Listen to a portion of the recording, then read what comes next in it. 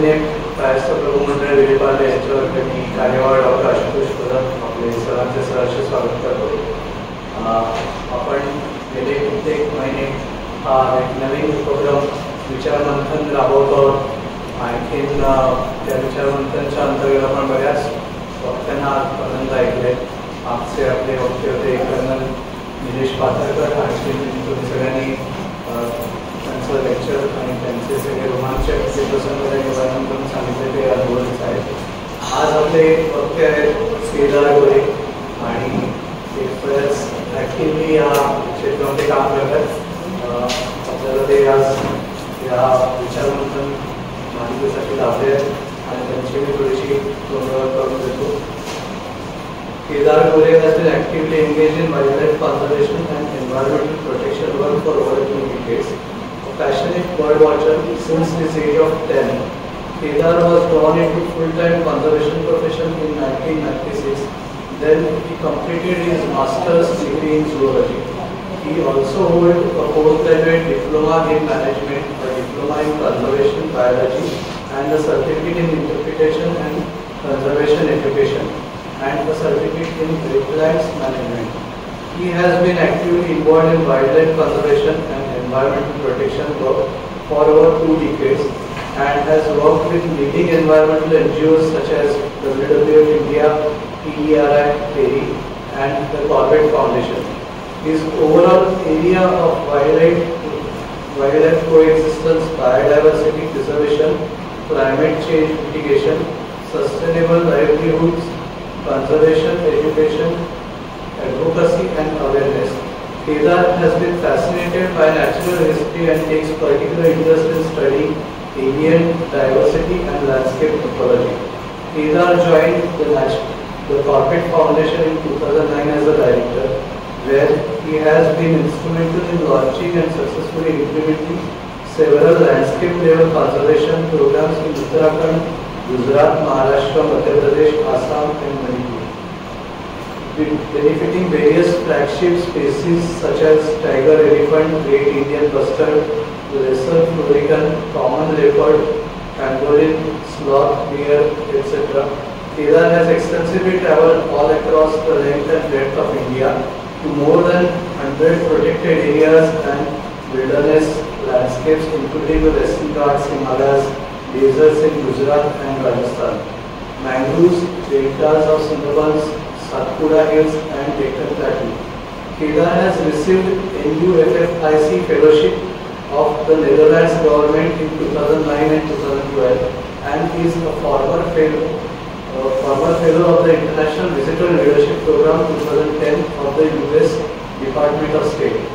He has been serving as a member of IUCN Commission on Education and Communication since 2005 and as a member of IUCN SSC Bustard Specialist Group and a member of World Commission on Protected Areas since 2013.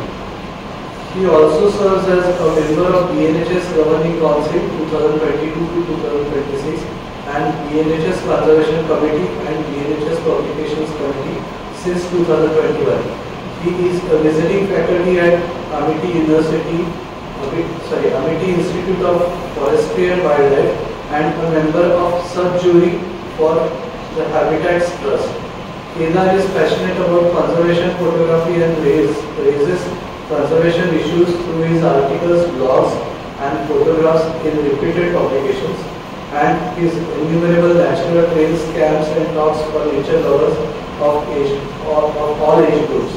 Kedar has been honored with IUCN CEC Excellence Award, South and Southeast Asia in 2019, Excellence in Biodiversity Conservation and Environmental Awareness by the Think Wildlife Awards in 2018. 50 Most Impactful Social Innovators Award by World CSR Congress in 2018, Sanctuary Wildlife Service Award in 2023, Most Impactful Social Innovators Leader Award by World CSR Congress in 2024, and Major Legend Award at Wildlife Tourism Conclave and Awards 2025. तर आपले आजचे जे वक्ते आहेत ते एकदम या विषयातले तज्ञ आहेत आणि मी आपला जास्त वेळ न घेता त्यांच्याकडे माहिती सुपूर्द करतो. केदार गोरे.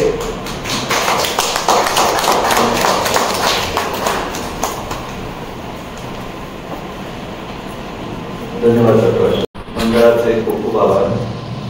त्यांनी आजच्या व्याख्यानाला माझी निवड केल्याबद्दल धन्यवाद. पुढे जायच्या आधी एक गोष्ट मी डिस्क्लेमर म्हणून सांगतोय की कुठल्याही विषयाचं प्रश्न नाही आहे. थोडाफार जो अनुभव आला आहे गेल्या 25-28 वर्षाच्या सर्व्हिसमध्ये, त्या वेगळ्या संस्थांमध्ये कामं केले, तिथे इथे जाऊन आलो, काय काय शिकलोय आणि ते अनुभवतोय आणि अजूनही शिकतोय, त्याच्याविषयी काही थोडं आपल्याला सांगा. हा विषय खूप मोठा आहे आणि खूप डीप जाऊ शकतो आपण, पण थोडंसं वरवरचं आहे. तर आपण एक म्हणतो एक वर्डचा दृष्टिक्षेप घेणार. काही प्रश्न असतील तर आपण प्रेझेंटेशन नंतर आपण तुम्ही विचारू शकता. वेळ असेल माझ्यानुसार मी उत्तर देईन. प्रत्येक वेळी उत्तर देता येईल असंही नाही, येणार नसेल तुम्ही नाही येत म्हणून सांगू शकतो. घरची मंडळी जास्ती आहेत, त्यामुळे घरगुती गप्पाचा स्वरूप आहे आजच्या कार्यक्रमाला. पण आनंद आहे आज सिक्युरिटी मंडळात ते बोलायचा मला ऑपॉर्च्युनिटी मिळते. आजचा विषय जो व्याघ्र संवर्धन प्रकल्प आणि त्यातील आव्हाने. आपल्या सगळ्यांनाच माहिती आहे वाघ आपला राष्ट्रीय प्राणी आहे आणि सगळ्यांनीच कुठे ना कुठे त्या अद्भुत प्राण्याचा अनुभव घेतलेला आहे. चित्रांमध्ये पाहिलं असेल, फिल्म्समध्ये पाहिलं असेल, तुम्ही प्रत्यक्ष जाऊन आले असतील जंगलांमध्ये. या सगळ्यांमध्ये जे काही तुम्हाला अनुभव आले असतील त्याविषयी थोडं अधिक आपण माहिती घेण्याचा आज प्रयत्न करतो. मी कॉर्पोरेट फाउंडेशन या संस्थेतर्फे आज इथे उभा आहे आणि गेली 16 वर्ष या संस्थेत खूप काही शिकायला मिळालं आहे आणि अनेक व्याघ्र प्रकल्पांना भेट देता आली आणि त्याचमुळे आज या पोडियमवरनं तुम्हाला माहिती मिळण्यासाठी एक गोष्ट आपल्याला खरोखरच अभिमानाने सगळ्यांनी जाणून घेतलं पाहिजे की जगात जितके वाघ आहेत, वाईल्ड टायगर्स म्हणजे कॅप्टिव्ह टायगर्स म्हणत नाही, झूमधले किंवा इतर कॅप्टिव्ह फॅसिलिटीज त्याच्या आपण नंतर बघणार आहोत. वाईल्ड टायगर्स जे आहेत वेगवेगळ्या देशांमध्ये, आशियातच मोठे टायगर्स आहेत, त्याच्यातले 70% वाघ ते भारतात आहेत. खरोखरच खूप अभिमानाची गोष्ट आहे आणि भारताने गेले 50 वर्षांहून अधिक काळात खूप या बाबतीत प्रगती केली आहे. कशी त्या महत्त्वाला थोडंसं हिस्टॉरिकल आपण पाहूया की कसे वाघ कधी आधी आशियामध्ये जे होते आता म्हटल्याप्रमाणे. हा जो पिवळ्या रंगाचे जी काही पट्टे दिसत आहेत ही सगळी हिस्टॉरिकल रेंज आहे वाघांची. पूर्वी इथे वाघ होते असं म्हणतात की जवळजवळ 2.5 लाख ते 1.5 लाख 1 लाख वर्षांपूर्वीपासून वाघांची इव्होल्युशन होत झालं आणि त्याचप्रमाणे ते सुरुवातीला कुठेतरी या भागात वाघांचं इव्होल्युशन झालं आणि हळूहळू ते वेगळ्या ठिकाणी पसरू लागलं. आज फक्त भारतात काही वाघ आहेत, 70% आपण म्हटले, नेपाळमध्ये आहेत, भूतानमध्ये आहेत. नंतर या सगळ्या देशांमध्ये जरी वाघाची रेंज असली तरी नंबर्स खूपच कमी आहेत. आपल्याकडेच मॅक्सिमम वाघ आहेत आणि हा नकाशा बघताना एक गोष्ट लक्षात ठेवा की आपण नेहमी रॉयल बेंगॉल टायगर किंवा बेंगॉल टायगर म्हणतो. तर बेंगॉल टायगर नाव काय आलं असेल कारण जेव्हा भारतात पहिल्यांदा वाघ आले तेव्हा असा शास्त्रज्ञांचा अंदाज आहे की ती या मार्गाने आले.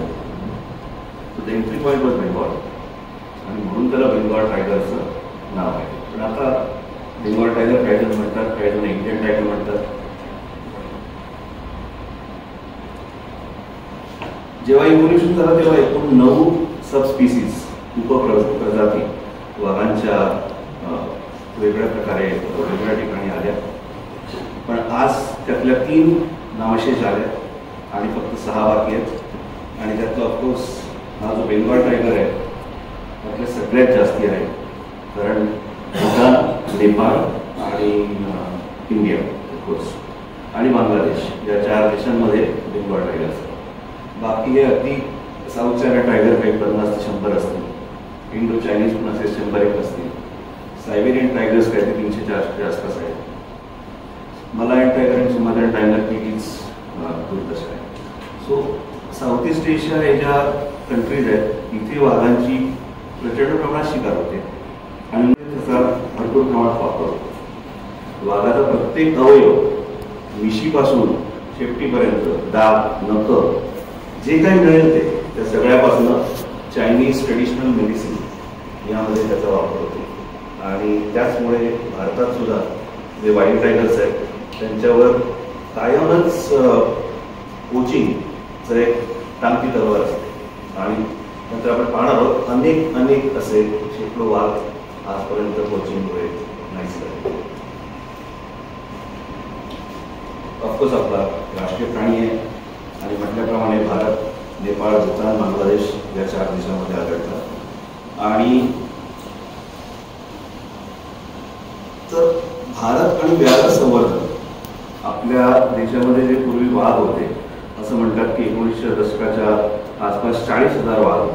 आता ही फिगर कशी कोणी पुढे आणले याचं ॲक्च्युली संशोधन झालं आहे.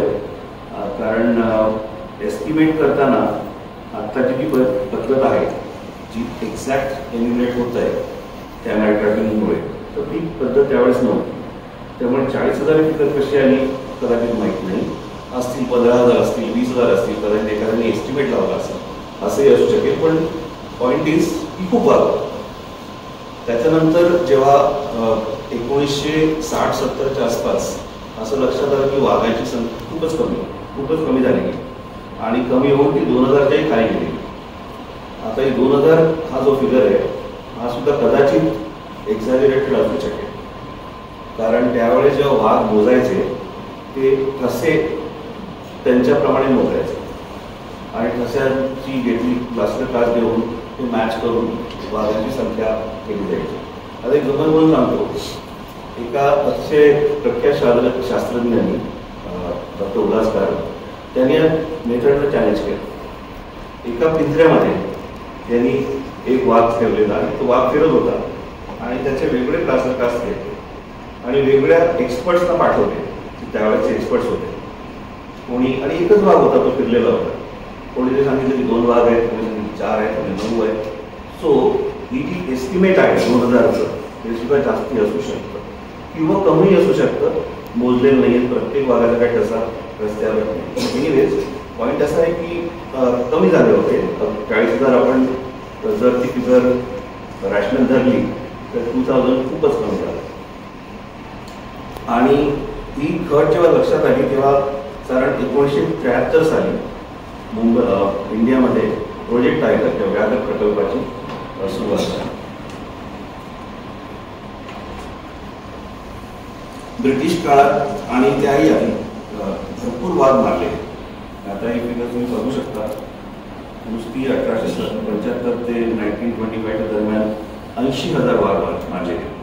आता या फिगर्स ब्रिटिशर्सनी नोंद केलेल्या आहेत.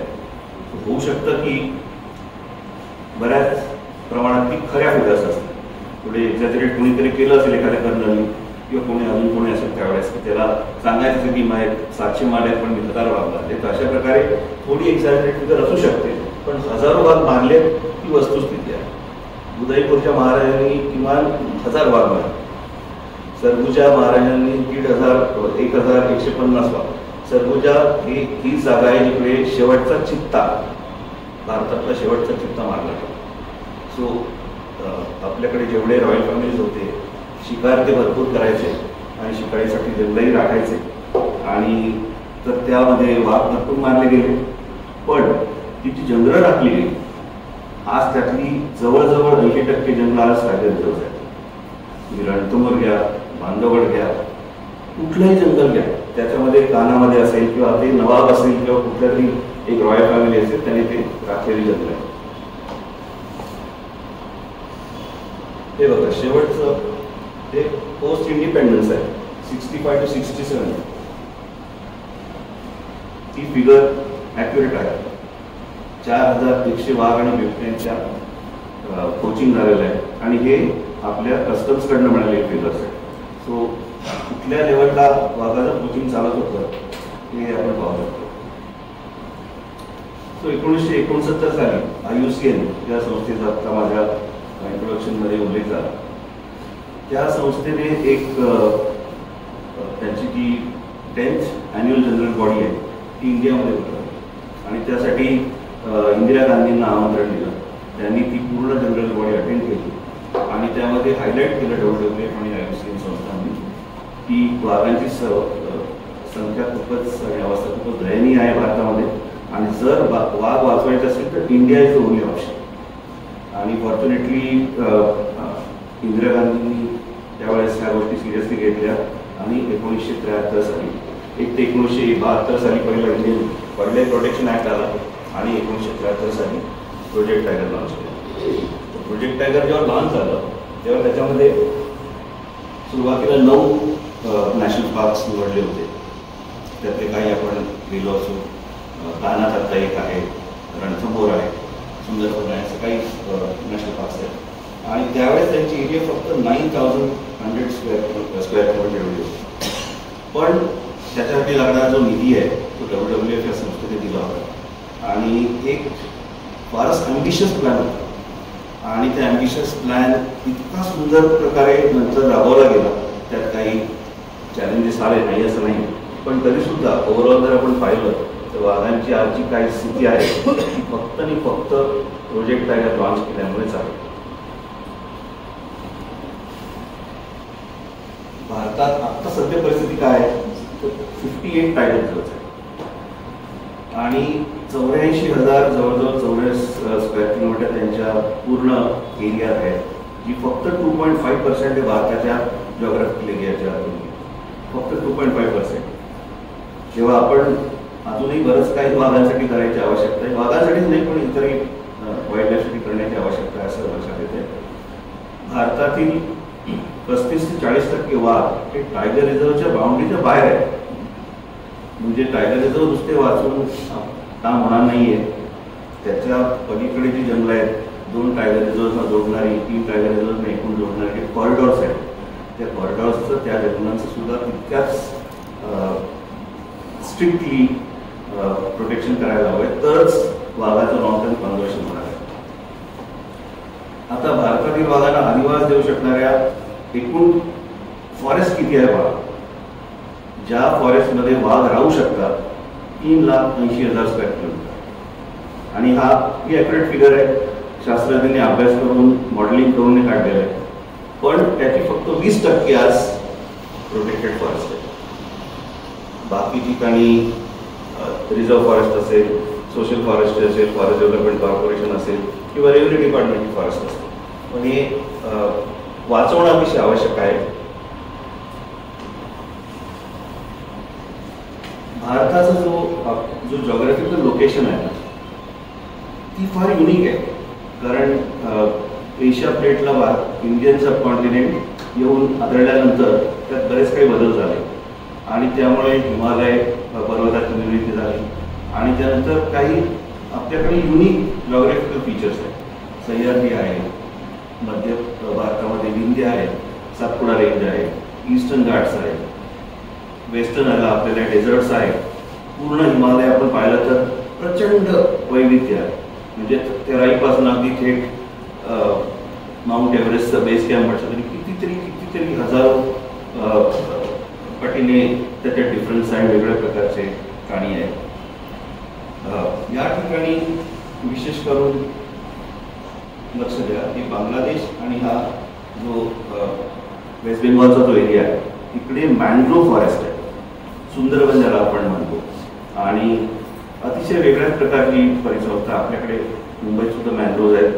फारसं आपण लक्ष देत नाही पण अतिशय सुंदर इकोसिस्टीम आहे. मुंबईत अर्थात वाघ नाही आहे पण त्या फॉरेस्ट इकोसिस्टीममध्ये, मॅनग्रोव्ह इकोसिस्टीममध्ये खूप वाघ आहे आणि ते वेगळ्या प्रकारे अडॅप्ट झालेले आहेत.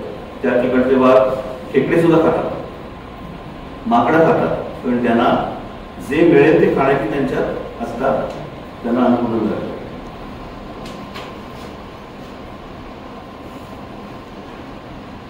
आता भारतात ज्या ज्या आदिवासींबद्दल आपण बोललो वाघांच्या, त्या फॉरेस्टबद्दल आता यातून थोडीशी झलक घेणार आहोत फोटोग्राफी बद्दल.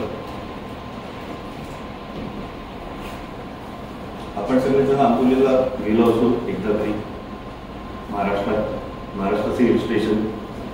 पण त्या हिल स्टेशन व्यतिरिक्त आंबोली आणि दोडामार्ग हे दोन्ही एकत्र मिळून कॉन्झर्वेशन रिझर्व्ह आहेत. अतिशय एक्स्ट्रॉर्डिनरी फॉरेस्ट आहे. जर कोणी आंबोलीला गेलं असेल आणि लक्षात आलं नसेल तर पुन्हा जा आणि मुद्दाम त्या फॉरेस्टमध्ये जाऊन तिथलं जो काही वेगळेपण आहे तो अनुभव घ्या. म्हणजे मी 10वीत असताना का 9वीत असताना आई बाबांनी मला आंबोलीत घेऊन गेले होते आणि त्या दिवशी म्हणजे अक्षरशः झपाट्याला झाला आणि ते फॉरेस्ट बघून असं वाटलं की म्हणजे इतकं सुंदर काही असू शकतं. तोपर्यंत इतकं घनदाट फॉरेस्ट मी तरी पाहिलं नव्हतं. सो तिथे सुद्धा वाघ आहे आणि नुसते आंबोलीत नाही आहेत. आंबोलीनंतर तिलारीनंतर त्याच्या पुढे जे राधानगरी आहे तिकडे, त्याच्या खाली जर गेलं तर आपण गोवा, कर्नाटक या सगळा हा एक पॅच आहे. आपल्यासाठी हा महाराष्ट्र असेल, कर्नाटक असेल, गोवा असेल, वाघांसाठी ते जगतात. ते फिरत असतात त्या एरियामध्ये. आणि आंबोली आणि त्या परिसरामध्ये जवळजवळ 10 वाघ आहेत आत्तापर्यंत, बिग टायगर्स, ज्यांना कॅमेरा ट्रॅप करून सायंटिस्ट आयडेंटिफाय केले. सातपुडा सेंट्रल इंडियामध्ये पूर्ण जर इंडियाला डिवाइड करलं असेल हाफमध्ये तर ती सातपुडा रेंज आहे. आणि सातपुड्याच्या पलीकडे आणि अलीकडे बरंच वाईल्ड लाईफमध्ये सुद्धा डिफरन्स येतो. आपल्या बऱ्याच जणांनी रानकोंबडा पाहिला असेल किंवा ऐकलं असेल. आपल्या इथे जे सातपुड्याच्या खाली जे रानकोंबडे आहेत ते ग्रे जंगल फाऊल आहे, सातपुड्याच्या वरती आहे तिथे रेड जंगल फाऊल. जी मध्ये एरिया आहे सातपुड्याची तिथे दोन्ही पॉप्युलेशन एकत्र. फार सुंदर जंगल आहे. आत्ताच सर तुम्ही म्हणालात की सफारीला तुम्ही जाता, कदाचित सफारीला सातपुड्याला गेला असाल किंवा नसाल, पण सातपुडा टायगर रिझर्व फार सुंदर आहे. सेंट्रल इंडियामध्ये जर कुठं टायगर रिझर्व मला आधी वाटायचं काना खूप सुंदर आहे, पण मला आणि माझ्या बायकोला खूपच आवडतं. आम्हाला आम्ही आमचं सेकंड हनीमून तिथे गेला होता. पण सातपुडा पाहिल्यानंतर असं वाटलं की नाही, कानापेक्षाही सातपुडा पाहिजे, खूपच वेगळं आहे. आणि तिथे नुसतं जंगल नाही आहे तर तुम्हाला आर्किओलॉजिकल रिमेन्स खूप छान आहे. किंवा आपली जी स्टोन एज मॅन त्यांच्या गुहा आहेत, त्यांनी केलेली जे चित्र आहेत ते खूप इंटरेस्टिंग आहे सर पाहिजे. आणि ऑफकोर्स वाघ आहे. कान्हा नॅशनल पार्क अनेक वेळा कान्हा नॅशनल पार्कमध्ये जाणं झालं. मॅक्सिमम मी कान्हा नॅशनल पार्कमध्ये गेलो माझ्या पूर्ण जर आयुष्यात बघितलं तर. आणि खरंच मंत्रमुग्ध करणारं, वेळ लावणारं जंगल. आणि तिथे अनेक वेळा सेन्ससच्या निमित्ताने गेलो आणि हा एकदा सेन्सस करतानाच काढलेला फोटो आहे. तिथला फॉरेस्ट गार्ड आहे आणि सेन्सस करताना तुम्हाला सकाळी 4 वाजता उठून त्या गार्डबरोबर जवळजवळ 15 किलोमीटरचं अंतर चालून परत यायचं असतं. त्यावेळेस मला जे काही पाऊसपणा दिसतात, जे काही आधी गोष्टी असतात त्या त्यांच्या एन्युमरेशन शीटमध्ये लिहायच्या असतात. पण तो खूप छान अनुभव आहे. आणि ते प्रत्यक्ष जेव्हा टायगर रिझर्वमध्ये आपण जिप्सीमध्ये जातोच, पण जेव्हा पायी फिरतो त्यावेळेस एक कनेक्शन असतं आपलं मातीबरोबर झालेलं किंवा झाडांबरोबर झालेलं, ते फार महत्त्वाचं असतं आणि त्यांनीच जास्त मजा येत असतं. हे विंध्य पर्वतरांगचं जंगल आहे आणि विंध्य फॉरेस्टमधले हे म्हणजे बांधवगड किंवा पन्ना, ही दोन्ही फॉरेस्ट विंध्य पर्वतामध्ये येते. ते पन्ना नॅशनल पार्क किंवा पन्ना टायगर रिझर्व. खजुराहो आपण सगळ्यांनीच नाव ऐकलं असेल, त्याच्या जवळजवळ 25 किलोमीटर दूर आहे. फारसे सुंदर फॉरेस्ट आहे. हे रणथंबोर टायगर रिझर्व, राजस्थानमधलं रणथंबोर टायगर रिझर्व खूप फेमस आहे. आणि अनेक वेळा जर कोणी इंस्टाग्राम किंवा फेसबुकवर असेल तर ह्याचे रील्स मॅक्सिमम पाहायला मिळतात. इथले टायगर्स ऑलमोस्ट म्हणजे पाळीव झाले. अनफॉर्च्युनेटली इतकं टुरिझम जास्ती झालं आहे की वाघ त्यांना काही फरक पडत नाही. गाड्या आहेत त्यांच्या बाजूने जातात, गाड्यांना घासून जातात. 4-4 पिल्लं घेऊन ती मादी फिरत असते. तिला कुठल्याही माणसाला कुठलाही वाघ जर असेल किंवा कुठलाही प्राणी ॲक्च्युली त्याला माणसाला अवॉइड करण्याची सवय असते पाहिजे नॅचरली. भीती असं नाही, पण अवॉइड करायचं. पण आता असं होत नाही, अवॉइड करत नाही, ते स्ट्रेट तुमच्याकडे चालत येतं. त्यामुळे त्यामुळे लोकांना छान वाटतं, जिप्सीत बसलेल्या लोकांना छान वाटतं की आपण फोटो मिळत आहेत, आपल्याला जवळून बघायला मिळत आहे, मलाही वाटलंय. पण वाघांच्या दृष्टीने लॉंग टर्म विचार केला तरी सवय चांगली आहे. आणि याचे दुष्परिणाम अनेक वेळेला जेव्हा वाघ ती एरिया सोडून जेव्हा बाहेर जातात त्यावेळेस दिसतात. कारण त्यांना माणसांबद्दल भीती जी असते ती निघून गेलेली असते आणि त्यामुळे माणूस काही करत नाही, आपले फोटो काढतात. पण गावात तसं नसतं. जेव्हा ते जवळ जातात, एखाद्याचं गूर मारलेलं असेल, तो येऊन त्याला इजा करू शकतो, हे तेव्हा वाघाच्या लक्षात येते. कॉर्बेट नॅशनल पार्क किंवा कॉर्बेट टायगर रिझर्व आपल्या देशातला सगळ्यात पहिला टायगर रिझर्व हा कॉर्बेट टायगर रिझर्व म्हणून घेतला झाला. आणि देशातला सर्वात पहिलं नॅशनल पार्क हे सुद्धा कॉर्बेट आहे. त्याचं पहिलं नाव एलिस नॅशनल पार्क होतं, नंतर रामगंगा नॅशनल पार्क होतं आणि आता कॉर्बेट नॅशनल पार्क. जिम कॉर्बेटचं नाव सगळ्यांनी बहुतेक ऐकलं असेल. अतिशय फेमस म्हणजे अनटर्ड कॉन्झर्वेशनिस्ट. फार सुंदर पुस्तकं लिहिली आहेत त्यांनी, जर कोणी वाचली असेल जरूर वाचा. ईशान्य भारतात वाघांसाठीचा अधिवास आहे तो प्रचंड प्रमाणात आहे. पण नंतर आपण बघणार की त्या आदिवासामध्ये वाघ जवळजवळ नाही आहे. कारण ईशान्य भारतातले जे काही कल्चर आहे ट्राईब्सचं, ते बरंचसं साऊथ ईस्ट एशियाच्या कल्चरशी एकरूप झाल्यासारखं आहे. तर तिथे जी सवय आहे लोकांना हंटिंग करायची इथपर्यंत आली आणि त्यामुळे अनेक वाघांना ऑलरेडी त्यांनी संपून टाकलं आहे. तर ईशान्य भारतात वाघ जर कुठे राहिले असतील तर आसाम आणि थोडेफार अरुणाचल होते. पण हे नागालँडमध्ये अतिशय सुंदर फॉरेस्ट आहे.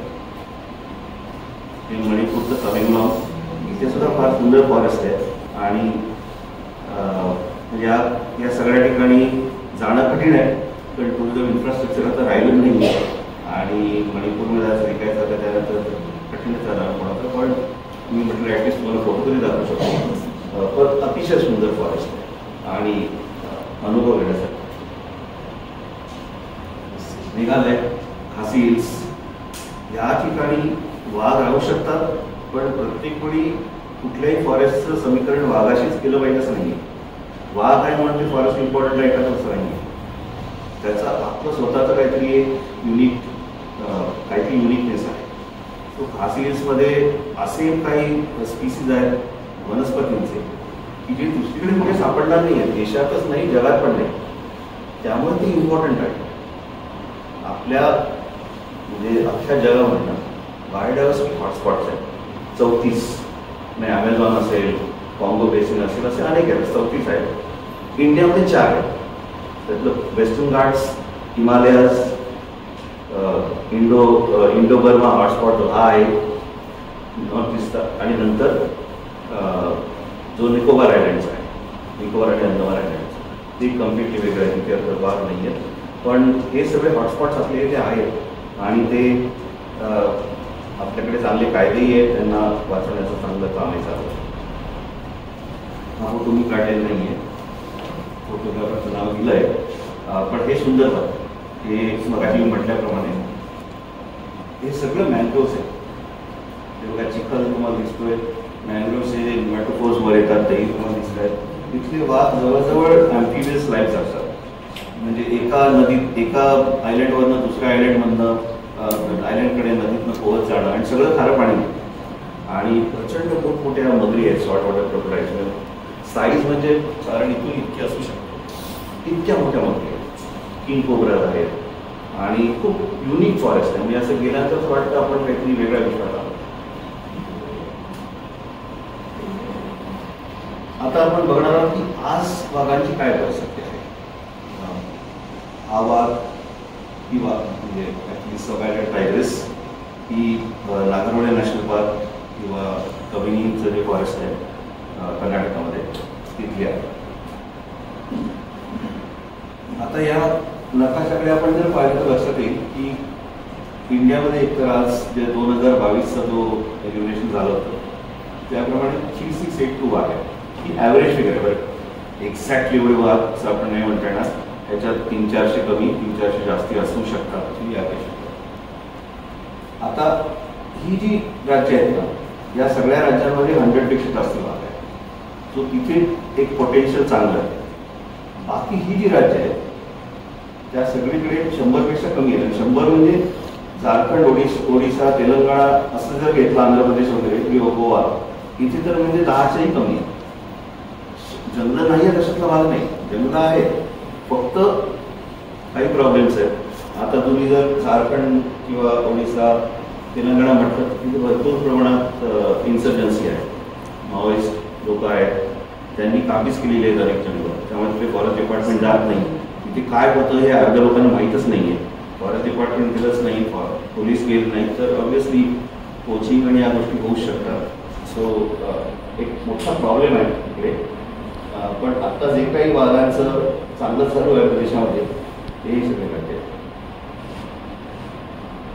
सो एक इम्बॅलन्स आहे, लक्षात ठेवा. या राज्यांमध्ये चांगलं चालू आहे बरोबर आहे, पण there is a problem of printing which is complete. आणि इथे द प्रॉब्लेम ऑफ प्रिंटिंग. जंगल आहेत पण वाघ नाही. आणि तेही ठीक आहे, जंगल आहेत वाघ नाही, पण आपल्याकडे समीकरण असं झालंय की जर जंगल असेल, वाघ नसेल किंवा एखादा मोठा आयकॉनिक स्पीसीज नसेल तर आपण त्याचं महत्त्व जाणून घेतोय. आता मगाशी म्हटल्याप्रमाणे खासी नसतील वाघ म्हणून काय ते जंगल काम करत नाही का? त्याचं पाऊस पाडण्यासाठी, टेम्परेचर रेग्युलेट करण्यासाठी हे सगळ्याचा उपयोग होतोच ना. पण वाघ नसेल तर काय फरक पडतो? पण हा थोडासा ॲटिट्यूडचा प्रश्न आहे. सो अशा प्रकारे वाघांची संख्या वाढत गेली. आता 2026 मध्ये नेक्स्ट सायकल जी असेल हेल्थ रिलेशनची तेव्हा होईल. काय फिगर येईल माहीत नाही. ऑब्व्हियसली ही याच्या जास्तीच असणार नाही, मला खात्री आहे. आता ही जी वाढ आहे ना ही 60% आहे. इथून इथं जर आपण पाहिलं 60% इन्क्रीज किती वर्षात? 2006 पासून आत्तापर्यंत. आता 60% वाढ ही आपल्याला बघायला चांगलं वाटतंय, कारण आपण मुंबईत राहतोय, आपल्या घराच्या बाहेर वाघ येत नाही. पण जे ताडोबात राहतात किंवा चंद्रपूरमध्ये राहतात किंवा गडचिरोलीमध्ये राहतात किंवा अजून पुढे राहतात जिथे टायगर रिझर्व आहे, त्या लोकांना हा प्रश्न विचारला तर ते म्हणतील की आम्हाला वाघ नको आहे तुमचे, कारण त्यांना एक वेगळ्या प्रकारे वाघांपासून त्रास आहे, धोका आहे. आणि ही वाढ कशी झाली तर ऑफकोर्स एनिमेशन चांगलं झालेलंच आहे, पण प्रत्येक वर्षी जास्ती एरिया सर्वे झाला. ह्या वर्षांमध्ये काय असतं की जेव्हा वाघांना आपण कॅमेरा ट्रॅपमध्ये टाईप करतो त्यानंतर त्याचं जे स्टडी होतं की किती नंबर्स आहेत हे आणण्यासाठी एक अंदाज लावलेला असतो की एका ठराविक एजचा टायगर आपण धरायचं नाही. याच्यामध्ये फक्त ॲडल्ट टायगर धरले जातात आणि म्हणजे बच्चे नाही धरले जातात. सो इथपर्यंत दीड वर्ष वय ज्यांना काढून टाकलं एन्युमरेशन म्हणून, इथे ते वय 1 वर्ष झालं. सो बेसलाईन चेंज झाला. सो ऑब्व्हियसली तुमचा नंबर वाढणार आहेच. वाघ वाढत आहे, पण ते इतक्या प्रमाणात वाढत आहेत का हा आपण कॉमन सेन्स लावून प्रश्न आपल्याला हेच मी तुम्हाला सांगितलं. 1.5 वर्षावरून 1 वर्ष काढलं. काही गोष्टी म्हणजे मला त्रास करणाऱ्या आहेत, पण माहिती पाहिजे. We should be inform citizens. आता थोडीशी रंजक माहिती घेऊया वाघांविषयी. आता हे जे एक्सप्रेशन आपल्याला दिसतंय यातनं वाघ चिडलाय किंवा वाघीण चिडली आहे एक्सप्रेशन नाही आहे. हे एक्सप्रेशन आहे फ्लेमिन्स रिस्पॉन्स. फ्लेमिन याचा अर्थ काय असतो की या वाघिणीला मेट पाहिजे. ती असं तोंड करून की इथे जे जे काही म्हणजे वाघ काय करतात त्यांचं जेव्हा एरिया फिरत असतात तेव्हा ते तिथे युरिन स्प्रे करतात आणि ते युरिन तिथे राहते, त्याचे कण राहतात, त्याचा वास राहतो आणि तो वास पिकअप करण्यासाठी हा त्यांचा रिस्पॉन्स असतो. तो एखाद्या वाघिणीला जर कीटवर असलेल्या वाघाचं समजा तिथे युरिन मिळाली तर इमिडिएटली हा रिस्पॉन्स येतो. याचा त्यांच्यात प्रोजे कम्युनिकेशन आहे. नर आणि मादी वाघांमधील फरक ऑब्व्हियसली नर आकाराने मोठे असतात, मादी आकाराने बरीच लहान असते. कोणी जर जंगलामध्ये जाऊन पाहिलं असेल तर मेल टायगर्स दिसल्या क्षणी करतात, म्हणजे आपल्याला त्याचं सेक्स ऑर्गन बघायची गरज नाही, तोंड बघूनच कळतं की हा मेल आहे. इतके ते प्रचंड असे मोठं त्यांचा चेहरा झालेला असतो हे असतो. आणि टायग्रेसेस नाजूक असतात चेहऱ्याने. जर बॉडी शेप आणि साईजवरनं चेहरा जर पाहिजे तर चेहरा लहान असतो. त्याशिवाय तुम्हाला ऑफिस दिसू शकते कसं आहे. नर इतके वाढू शकतात 300 किलो, ह्यूज असू शकतं. आणि मादीचं 150 ते 200 किलो असू शकतं. पण बरेच वेळा आता जे टायगरिझममध्ये राहून सुद्धा बरेच वेळा जे बफरमध्ये येतात ना तेव्हा ते गुरं खातात. आता जेव्हा नॅचरली वाघ शिकार करतो तेव्हा असं म्हणतात की जेव्हा 10 वेळा शिकारीचा प्रयत्न करतो तेव्हा एकदा शिकार होतो. नॅचरल म्हणजे जेव्हा आपण हरणाची शिकार म्हणतो की गव्याची शिकार म्हणतो. पण जेव्हा गुरं खातात त्याचं असं काही होतच नाही. एका फटक्यात पूर भरणारच आहे, कारण काही एफर्टलेस आहे त्याचं. आणि आता अनेक वाघ जे तुम्ही छोटा मोठा म्हणत असाल किंवा अजून कुठला फेमस वाघ असेल, ताडोबातला, कॉर्बेटमधला, कानामधला, ते फिरून फिरून फिरून गावाच्या जवळ जातात, गुरं खातात आणि पुन्हा येतात. तर ही जी साईज वाढती आहे ना, बऱ्याच वेळा असंही लक्षात आलंय की वाघांचं पोट सुटलंय, म्हणजे असे असे लठ्ठ झाले.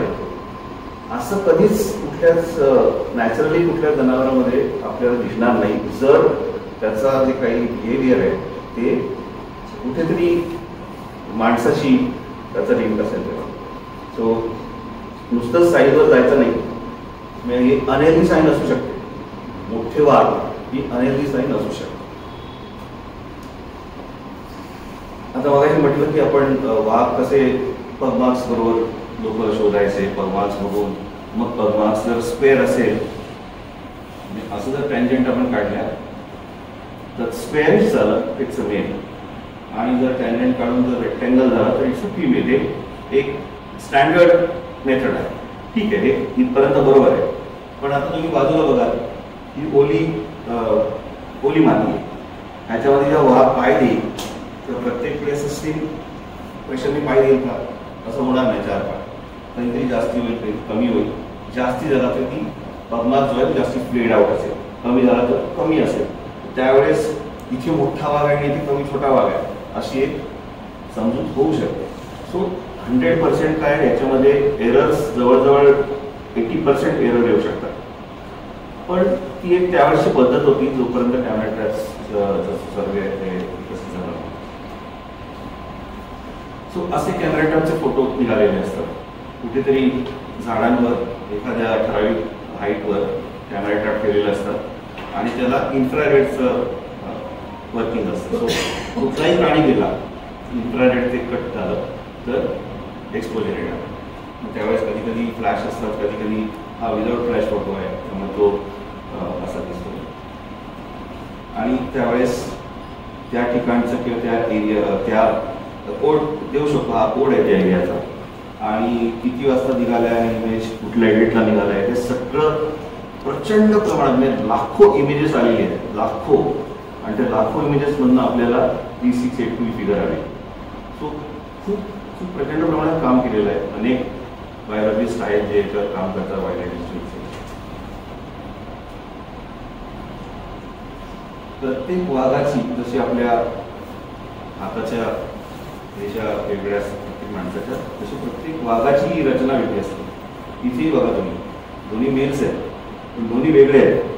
तुम्ही जर नीट पाहिलं तर ही आणि हा एरिया पूर्णपणे वेगळा आहे. आणि ते सॉफ्टवेअर प्रोग्राम्स तयार झाले. जेव्हा फोटो येतात आणि एखाद्या प्रोग्राममध्ये टाकले की आपोआप त्याचं पूर्ण जशी स्किन असते ना तसं तयार होतं, ते मॅच होतात. आणि त्यामुळे प्रोग्राम हे ठरवतो, तो कम्प्युटर ठरवतो, पण फक्त नंतर व्हेरिफिकेशन करायचं असतं. पण एक इंटरेस्टिंग गोष्ट आहे. आता हे पेपरात तुम्ही वाचलं असेल, ब्लॅक टायगर्स, काळे वाघ. आता हे काळे वाघ आतापर्यंत फक्त सिमलीपाल, ओडिशातलं सिमलीपाल टायगर जो इथेच मिळालेलं आहे. आणि आतापर्यंत 10 काळे वाघ मिळाले. आता काळे वाघ मिळणं हा काही म्हणजे एक्साइटिंग गोष्ट वाटते, जरी लोकांसाठी फोटोग्राफ वेगळे असतात, पण ॲक्च्युली इट्स अ प्रॉब्लेम. कारण हे जेनेटिक म्युटेशनमुळे झालं. आणि हे जेनेटिक म्युटेशन का झालं आहे? इनब्रीडिंगमुळे जेनेटिक म्युटेशन झालं. कारण त्या वाघांमध्ये दुसऱ्या कुठल्याही ठिकाणच्या वाघांचा वावर नाही आहे त्या एरियामध्ये. सो ते एका ठिकाणी जसे पारसी लोक एकाच त्याच्यामध्ये लग्न करत राहतात आणि नंतर काही ना काही प्रॉब्लेम्स होतात, सेम आता वाघाचं होतं. सो हे ब्लॅक टायगर्स म्हणा, त्याच्यानंतर हा गोल्डन टायगर आहे, काझीरंगा टायगरचा असतो, आणि पांढरे वाघ असतात आपण सगळ्यांनी मध्ये पाहिले असतील. हे सुद्धा जेनेटिक म्युटेशनमुळे झालं. पांढरे वाघ असणं हे काही वेगळी स्पीसीज नाही, हे एकच वाघ आहे, ती स्पीसीज आहे, फक्त त्याचे मेलॅनिन कमी असल्यामुळे त्याची अशी कलर वेगळे. साधारण 1940 का 50च्या दरम्यान मोहन म्हणून एक व्हाईट टायगर मिळाला होता रेवाच्या महाराजाच्या एरियामध्ये. त्याने त्याला पकडलं आणि ब्रीडिंग सुरू केलं. आज जगामध्ये जिथे जिथे व्हाईट टायगर्स आहेत ते सगळे त्या मेन मोहन वाघाचे वंश आहेत, कारण त्यांनी ब्रीडिंग स्पेशलाइज ब्रीडिंग करून करून करून आज व्हाईट वाघ तयार केले. म्हणजे कुठल्याही वाघ फक्त एंटरटेनमेंट किंवा छान याच्यात झालं एवढंच त्यांचं काम. कॉन्झर्वेशनच्या दृष्टीने त्यांना कुठेही परत जंगलात सोडता येणार नाही. कधी वाघांना नावशे झाले तर कुठून त्यांना करून रिइंट्रोडक्शन कधी वापरता येणार नाही. So they are only for play purpose. आता नॅचरली वाघ काय काय खातात तर चितळा आहे, सांबर, हॉक डिअर, रानडुक्कर, गवा, नीलगाय, बारशिंगा, हत्तीचं पिल्लू, वानर, माकड, खेकडे, जसं मी सांगितलं सुंदरबनमध्ये, आणि गुरं आणि म्हशी. आता काही वाघांचे आपण हाही बघा, एका म्हशीचा किल केलेला आहे आणि कानामध्ये आम्ही कॅमेरा टाक लावला तर त्याचा फोटो मिळाला. रानडुक्कर, वाईटबोर आपल्या देशामध्ये प्रचंड प्रमाणात आहेत आणि सगळीकडेच आहेत राहतात आणि खूप इन्व्हेजिव्ह होतात, खूप जास्त त्यांची पैदास होते आणि त्यामुळे त्यांची शिकारही होत असते. जरी कायद्याने बंदी असली तरीसुद्धा त्याची शिकार सगळीकडे होते आणि तरीसुद्धा ते काही ना काही त्यांचे नंबर्स आहेत, कारण त्यांचं एका रिटर्नमध्ये जवळजवळ म्हणजे 12 ते 15 मुलं असू शकतात. सांबर एशियाज लार्जेस्ट डिअर, आणि जर असं म्हणतात की जर एखाद्या जंगलामध्ये सांबरं खूप असतील तर ते जंगल हेल्दी आहे, इकोसिस्टीम खूप चांगली आहे, कारण सांबर हे खूप सिलेक्टिव्ह फीडिंग आहे. त्याला काहीही चालत नाही, म्हणजे चितळासारखं नाही गवत नाही खाईल, त्यांना ठराविक स्पीसीजची पानच खावी लागतात आणि ती स्पीसीज फक्त जंगलातले असतात आणि ते जर असतील व्यवस्थित प्रमाणामध्ये तरच सांबर त्या ठिकाणी टिकू शकते. तो जिथे ती सांबर दिसतील good indicator. Spotted deer, chital. रामायणात काही जणांना वाटतं की सीतेने ज्या हरणाला बघून हट्ट धरला होता ते हे हरिण आहे. कदाचित ते हरिण दुसरं असेल जे आपण बघणार आहोत, कारण त्याला कांचनमृग असं नाव आहे. आता कांचनमृग मला तरी कुठे याच्यात सोनेरी काही दिसत नाही आहे, पण जे दुसरं हरिण आहे ते निश्चित आहे आणि त्या एरियामध्ये ते पूर्वीपासून असणार आहे की. पण मॅक्सिमम जे हरणं आहेत, मॅक्सिमम जे वाघांचं अन्न आहे आपल्या टायगर रिझर्वमध्ये हे स्पॉटेड डिअर आहे मॅक्सिमम. हे हॉक डिअर हे तराईमध्ये आहे. तराई हा जो बेल्ट आहे, आपण जर हिमालय पाहिला, हिमालयाचे जे फुटिल्स आहेत तिथे पूर्णपणे अगदी हिमाचलपासनं ते थेट आसाम अरुणाचलपर्यंत पूर्ण तराईचं बेल्ट आहे. नॉर्थ ईस्टमध्ये त्याला दुअर म्हणतात आणि याच्यामध्ये तराई बेल्ट म्हणतात. इथे ते हॉबियस आहेत आणि ऑफकोर्स हत्तीचं पिल्लू मिळणं रेअर आहे वाघासाठी, कारण ऑलवेज हत्ती म्हणजे तिच्या आई आहे किंवा मावशा असतील त्या नेहमी प्रोटेक्ट करत असतात त्यांना, पण कधी ना कधीतरी वाघांना त्याचा म्हणजे एक सापडण्यासाठी तीचही होतात. कदाचित मला कुठल्याही ठामपणे सांगायचं नाही आहे, पण कांचनमृग किंवा सीतेने जर हट्ट धरला असेल तर ते हा हरणासाठी असेल. खरोखर सुंदर दिसतं, जे कोणी हट्ट धरावा असं काय. सोनेरी म्हणजे त्याला जर तुम्ही विंटरमध्ये कोट पाहिला तर अतिशय सोनेरी असतो आणि हा नर आहे. फक्त नर हरणांना शिंग असतात, माद्यांना शिंग नसतात आणि दरवर्षी एकदा शिंग गळून पडतं आणि पुन्हा ते उगवत असतं. It's a natural process. आत्ताही फार कमी ठिकाणी राहिले. हा कानातला फोटो आहे, आठग्राम बारासिंगला. नंतर आता त्याचं इंट्रोडक्शन झालं आहे ह्याच्यामध्ये सातपुडामध्ये, आणि आता बांधवडमध्ये इंट्रोडक्शनचा प्रयत्न चालू आहे.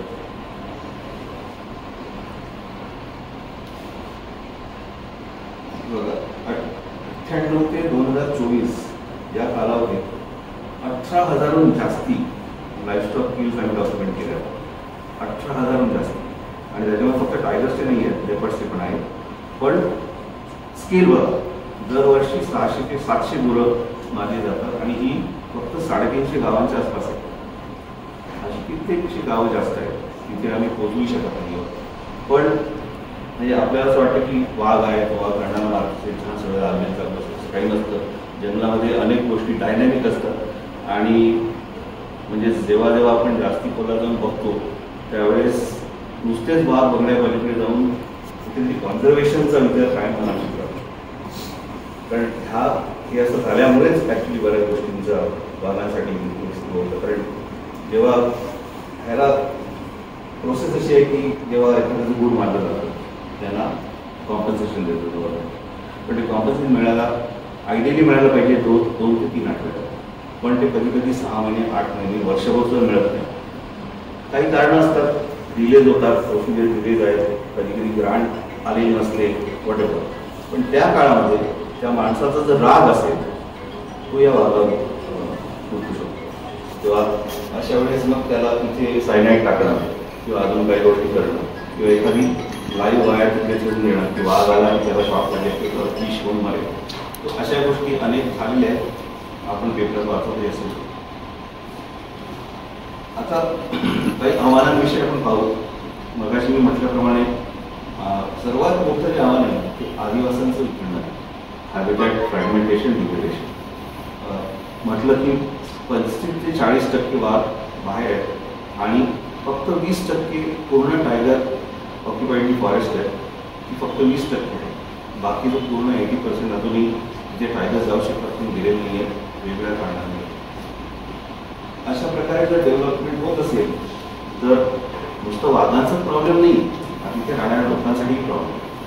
तिथे रोडची आवश्यकता आहे, तिथे रोड काढणं वगैरे अनेक गोष्टी आहेत ते पाहू.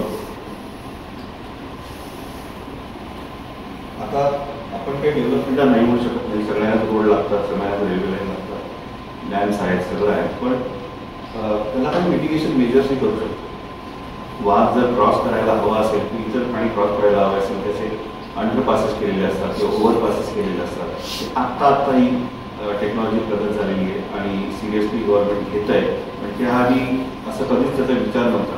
तो अनेक वेळेला वेगवेगळ्या रेल्वे लाईन किंवा काही जे वाघांचा बळी गेलेला आहे, अनेक प्राण्यांचा बळी गेलेला आहे. अशी इमेजेस शक्यतो मी दाखवत नाही, पण ही वस्तुस्थिती आहे. मानव व्याघ्र संघर्ष सगळ्यात मोठा प्रॉब्लेम ह्या पुढच्या काळात असणार आहे.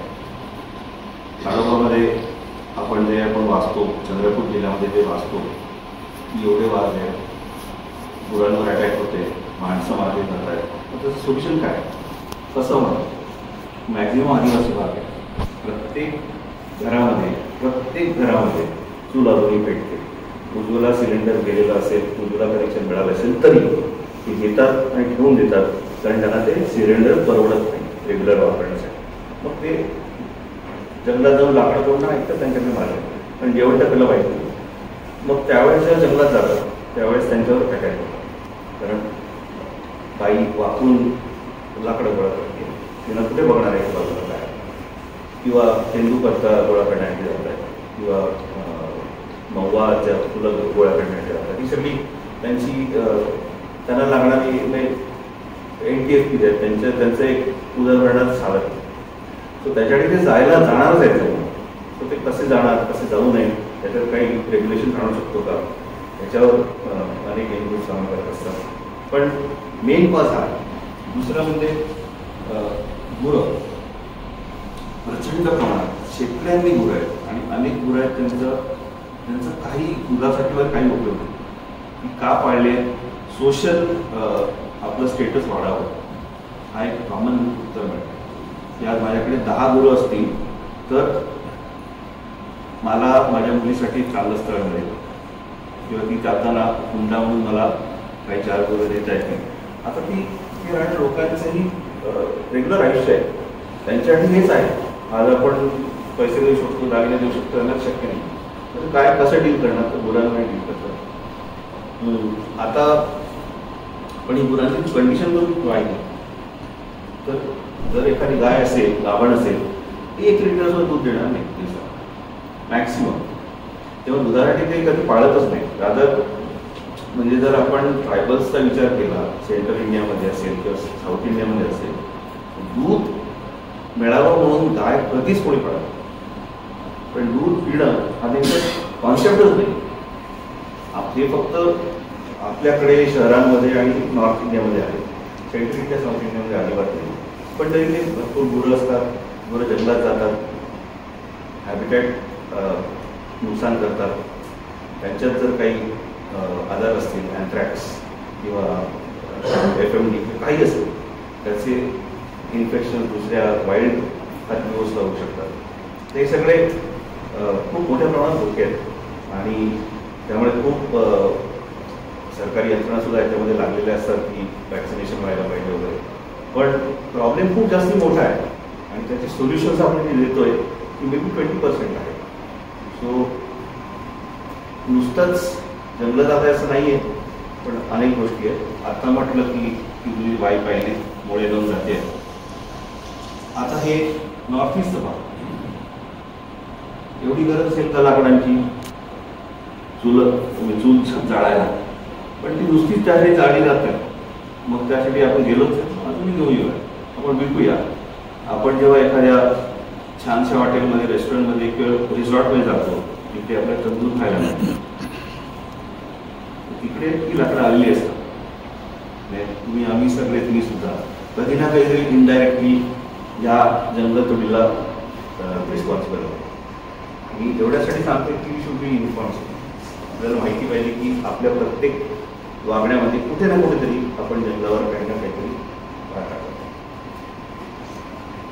आगी लागण्याचं प्रमाण प्रचंड आहे, विशेषतः नॉर्थ इंडियामध्ये आणि सेंट्रल इंडियामध्ये जिकडे ड्राय फॉरेस्ट आहे, आणि नॉर्थ इंडियामध्ये जिकडे हिमालयाच्या पायथ्याशी जर पाईन ट्रीज असतील तर ते नीडल्स पडतात, त्याच्यामध्ये रेझिन असतं आणि आग लागली, एखादा कोणी माणूस चालत असेल, पिटी फेकली किंवा काय माचीस टाकलं तर पूर्णपणे आगीने भस्मसात होऊ शकतं जंगल. आणि असे अनेक जंगलं दरवर्षी आगी लागून इंडियामध्ये मी खात्रीने सांगतो, एकही नॅचरल फॉरेस्ट फायर नाही, कधीच होत नाही. फक्त ह्युमन इंड्यूस फॉरेस्ट फायर आहे की विडी टाकली आहे, केअरलेसनेसली आगी लागते किंवा मुद्दामून लावले. बऱ्याच वेळा म्हणजे बांधवडचं एक अनुभव असतो. बांधवडमध्ये 8 वर्षापूर्वी हत्ती आली. त्याआधी जवळजवळ 150-200 वर्ष हत्ती नव्हती. सडनली हत्ती आले आणि हत्ती येऊन लोकांचं शेत खायला लागले, अजून घरामध्ये लोकांनाही मारलं, असंही झालं. ॲक्सिडेंटल डेथ्स पण डेथ्स होत्या. तर लोकांना काय कळेना की काय, मग फॉरेस्ट डिपार्टमेंटकडे गेलं तर कॉम्पन्सेशनचं स्कीम काय आहे की हत्ती जर माझं खात असेल तर कोणी रानडुकरांनी तुमचं शेत खाल्लं असेल, फॉरेस्ट डिपार्टमेंट नुसतं चालत नाही, रेव्हेन्यू डिपार्टमेंटला तलाठी घ्यायला लागतो. तो त्याचं हे करणार किती कॉम्पन्सेशन आहे आणि मग त्याच्यामध्ये काय होतं हे सगळ्यांना नाही, तो डिले होता. आणि मग मिळालं नाही, त्या भागातल्या किंवा जंगलामध्ये राहणारी जी लोक आहेत त्यांचा पर फॅमिलीचं जे ॲन्युअल इन्कम आहे ना शेतीचं, ते 1 लाख ते 1.25 लाख आहे ॲन्युअल इन्कम. आता ते 1 लाखामध्ये किंवा 1.25 लाखामध्ये जर 50% जर जंगली प्राण्यांवरून नष्ट केलं की काय खाणार, तर त्यांचा राग रास्त नाही का प्राण्यांवरचा. त्यामुळे त्यांच्याकडे दुसरं व्यक्त होण्याची काय, लावा आग जंगलात नसतं होते, त्याला हत्तीच जाऊ देते, हत्ती जात नाही, हत्ती तिथेच राहिले. पण त्या रागाचा जो उद्रेक झाला आहे त्याच्यामुळे अनेक वेळा जंगलांवर असे आघात झाले. आता ह्यात पाहू तुम्ही 194 ते 2024 मध्ये 1400 वाघ फक्त कोचिंगमुळे गेले. ही इंडियाची फिगर आहे. आणि आपल्याकडे बेस्ट लॉज आहे. वाईल्ड लाईफ प्रोटेक्शन ऍक्ट जर तुम्ही वाचाल तर बेस्ट आहे, खूप स्ट्रिक्ट आहे, पण तरी सुद्धा वाघ मरत आहे. आदिवासी त्यांची सवयच आहे की जाणं, शिकार करणं. पूर्वीच्या काळी वेगळं होतं, जेव्हा खूप प्राणी होते, जंगलं मोठी होती, शिकार करणं शक्य होतं, सस्टेनेबल होतं. आता तसं राहिलं नाही. आता ह्यात पहा तुम्ही कॅप्टिव्हिटीमध्ये टायगर्स अक्रॉस एशिया किती आहेत? वाईल्ड टायगर्स जगातले वाईल्ड टायगर्सपेक्षा जास्ती आहेत. 8000, ऑलमोस्ट 8500. आणि कॅप्टिव्हिटी म्हणजे झूज नाही, झूमध्ये वेगळे आहेत. त्या कॅप्टिव्ह फॅसिलिटीज अशा आहेत की ज्याच्यामध्ये वाघांना अशासाठी ठेवलं आहे की ज्याची ते मेल्यानंतर त्याची स्किन वापरणार किंवा नखं कापणार, दात काढणार आणि त्यातनं चायनीज ट्रेडिशनल मेडिसिनमध्ये ते वापरले जातात. बरेच वेळा आपण सिंगापूर, मलेशिया, थायलंड इथे जातो आणि झूमध्ये अशा प्रकारे वाघाला हात लावायचे आपल्याला चान्स मिळतो. Painting of tigers. त्याच्या मागचं जे काही हे आहे ना ते महाभयंकर आहे. म्हणजे ड्रग दिलेले असतात त्यांना, ते अर्धवट गुंगीत असतात. त्यांना त्यांचं जे व्हायलेंट इन्स्टिंक्ट आहे ते रोखून ठेवण्यासाठी काहीतरी त्यांना इंजेक्शन दिलेले असतात. आणि मग आपल्याला वाटतं की छान आहे, आपण हात लावला, सगळं आहे, पैसे दिले आपण, आणि ते बोर्डही लिहितात की आम्ही कॉन्झर्वेशनसाठी देणार, कोणी काही देत. अनेक इंटरनॅशनल इन्व्हेस्टिगेशन्स आली आहेत. आणि त्यामुळे मला तुम्ही कोणी जर गेला असाल आणि असं केलं असेल तर पुन्हा जाल आणि कराल असं वाटत असेल तर कृपया करून जर तुम्ही तुमच्या नातेवाईकांना, मित्रांना सांगा की हे असं करणं ॲब्सोल्युटली चुकीचं आहे. त्यातनं आपल्याला क्षणिक आनंद मिळेल, फार वाटेल आपल्यासाठी, पण तो त्या वाघाच्या दृष्टीने अतिशय वाईट आहे. आता प्रॉब्लेम ऑफ प्लेंटी अशी म्हटल्याप्रमाणे काळोबात 97 भाग आहे. ब्रह्मपुरी, चंद्रपूर आणि सेंट्रल चांदा या 3 फॉरेस्ट डिव्हिजन्समध्ये मिळून 150 वाघ आहे. आता 150 वाघ खाणार काय? स्पॉटेड डिअर नाही, सांबर नाही त्या एरियामध्ये. मग राहिलं काय? तर कधी कधी वाईल्ड बोर्स असतील किंवा मॅक्सिमम तुमची गुरं असतील. मग अटॅक होणार, गुरं खाणार, मग तो एक ह्युमन वाईल्ड लाईफ जो कॉन्फ्लिक्ट आहे तो वाढत राहणार. आणि त्यामध्ये 250 जवळजवळ माणसांचा ऑलरेडी मृत्यू झाला आहे. अर्थात गव्हर्नमेंटकडनं कॉम्पन्सेशन मिळणे सगळं आहे, पण हे असं का होतं या प्रश्नाकडे आपल्याला ॲक्च्युली गांभीर्याने पाहिलं पाहिजे. अनेक वेळा सांगितलं जातं की इथं वाघ घेऊन जा. वाघ कुठेही घेऊन जाणार नाही, कोणी घेऊन जाऊ शकत नाही, कायदा सांगत नाही तसं, आणि ते सोल्युशनच नाही. तर आता जेव्हा आपण एक मार्गी वाघ वाढवण्याचा विचार करतो की वाघ वाढले खूप छान आहे, आपण इंटरनॅशनल कॉन्फरन्समध्ये जाऊन आपली पाठ थोपटून घेतो की एवढे वाघ वाढले, पण त्याचं पुढे काय होणार? 50 वर्षानंतर, 100 वर्षानंतर ह्या सिच्युएशनलाही अजून भयानक सिच्युएशन होईल. मग आपण काय करणार? आपल्याकडे एवढी जंगलं आहेत का, एवढी कनेक्टिव्हिटी आहे का, आपण ती कनेक्टिव्हिटी राखू शकतोय का? या सगळ्या गोष्टीचा आपल्याला खरंच गांभीर्याने विचार करायला पाहिजे. व्याघ्र संवर्धन म्हणजे वन्यजीव संवर्धन नव्हे. अनेक अशा स्पीसीज आहेत की ज्या वाघाच्या इकोसिस्टमच्या जवळपास पण नाही आहेत, पण त्या तितक्याच किंवा त्याहूनही जास्ती कमी संख्येमध्ये राहिलेले आहेत. आपण ते जे आहे चिरू अँटो किंवा टिबेटन अँटोस त्याला म्हणतात. शातूश शालबद्दल आपण ऐकलं असेल, अतिशय तलम शाल असते. तर ह्याला मारून इथे त्याची जी लोकर असते ती काढून त्याची शाल बनवली जाते. त्यामुळे फार कमी राहिलेले आहेत. आणि हाय ऑल्टिट्यूड हिमालयाजमध्ये आहेत, त्यामुळे तिथे वाघ नाही आहेत. मार्डो पक्षी किंवा ग्रेट इंडियन मस्टर्ड वेस्टर्न इंडियामध्ये, राजस्थान, गुजरातमध्ये, बाकी सेंट्रल इंडियापासून ऑलमोस्ट ते नाहीसे झाले, तिथे वाघ नाही आहेत. आणि जगात म्हणजे देशामध्ये जातात आणि जगामध्ये 100पेक्षाही कमी आहे. वाघ 3600 आहेत, हे 100पेक्षा कमी आहे.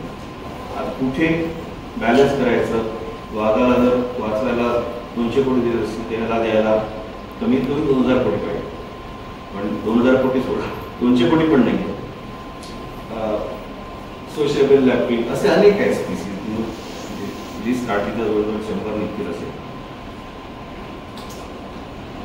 सो वाघांना जर खरंच वाचवायचं असेल तर लॉंग टर्म विचार पाहिजे की कनेक्टिव्हिटी, कॉरिडॉर कनेक्टिव्हिटी पाहिजे. आपण जर कॉरिडॉर आपण आयडेंटिफाय केले पण त्याच्यामध्ये रस्ते नेले, शक्य असताना जर डिटूर होत असतील तरीसुद्धा आपण रस्ते नेले किंवा रेल्वे लाईन नेल्या, कॅनल्स असतील, इतर काही गोष्टी असतील, डॅम असतील तर सगळंच नाहीच होईल. माइन्समध्ये अनेक आदिवासी नाहीच आहेत. चंद्रपूरमध्ये अनेक माइन्स आहेत. सेंट्रल इंडियामधल्या वाघाचा जेवढा हॅबिटॅट आहे तेवढा अनेक माइन्स आहेत. आणि त्या आत्ताच कोणी वाचलं असेल सारिस्कामध्ये 2000 साली वाघ 0 झाले होते, पूर्ण नाही झाले, पण ते चांगल्या प्रकारे नंतर इंट्रोडक्शन झालं आणि आता वाघ आहे. पण इथे माइन्स, पण सुप्रीम कोर्टाची बंदी आहे माइन्स असू नयेत टायगर रिझर्वमध्ये. तर त्यासाठी काय केलं जात आहे की टायगर रिझर्वची बाउंड्री तीच चेंज केली जाते. माइन्सनं कोर्टाचे आदेश राहील, माइन्सही राहतील आणि तुम्ही इथे वाघ आहे तर तिथे आपण करूया टायगर रिझर्व. आता काय लॉजिक नाही आहे, पण अशा प्रकारे सध्या देशामध्ये होऊ शकतो. एनिवेज, जिथे जी लोक राहतात त्यांचा आपण थोडंसं इमोशनली विचार केला पाहिजे आणि सिम्पथाईज केलं पाहिजे की वाघाच्या एरियामध्ये राहणं, त्याच्याबरोबर घर असणं आसपास, ही काही सोपी गोष्ट नाही. रात्री किंवा बऱ्याच घरांमध्ये टॉयलेट नाही आहेत, दिवसातनं कमीत कमी 2 वेळा तरी प्रत्येक माणसाला टॉयलेटला जायला लागणार, बाहेर जाणं, वाघ असताना बाहेर जाणं, ह्या खूप रिस्की गोष्टी आहेत. आणि त्यामुळे मॅक्झिमम जे कोएक्झिस्टन्ससाठी जे प्रयत्न चालले ते अजून इंटेन्सली व्हायला पाहिजे. तरच वाघाचं काहीतरी पुढच्या 100 वर्षात आपण सस्टेन करू. म्हणजे खूप वाघ आहेत त्यापेक्षा कमीत कमी मानव वाघ संघर्ष हे असणं जास्त महत्त्वाचं आहे. एका ठिकाणी वाघ 5 असतील पण संघर्ष नसेल तर उत्तम ठिकाण. पण ताडोबासारख्या ठिकाणी जर 150 वाघ झाले आणि दरवर्षी 100 माणसं मारत असतील तर त्या कॉम्बिनेशनला काय झालं. हा जो डोक्याला आपल्या बसले की खूप नंबर्स म्हणजे आपण सक्सेस आहे, इथे कुठेतरी आपल्याला विचार करायला पाहिजे की तसं नाही. एवढी very practical about conservation. Thank you. काही प्रश्न असतील तर मी उत्तर बसून करतो.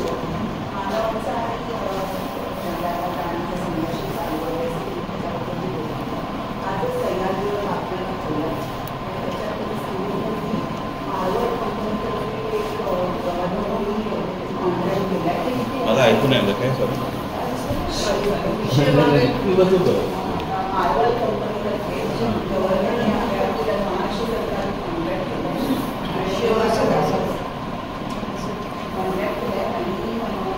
सगळे चंद्रपूरची या जिल्ह्याच्या ज्या बाउंड्रीज आहेत जिल्ह्याच्या ते सगळीकडे कॅमेरे लावणार दिव्या आणि वाघ वगैरे जे आवाज जे आहे ते कॅप्चर झाले की सायरन सुरुवात होईल. म्हणजे जवळजवळ 5 वेळाच्या आसपास ते कॅमेरे लावणार आणि त्या तसं सायरन वाजले की लोकांना कळलं की वाघ जवळपास आलाय आणि त्याचं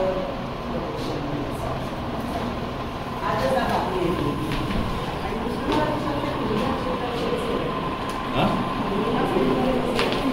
मी कसे गेलो असा गेलो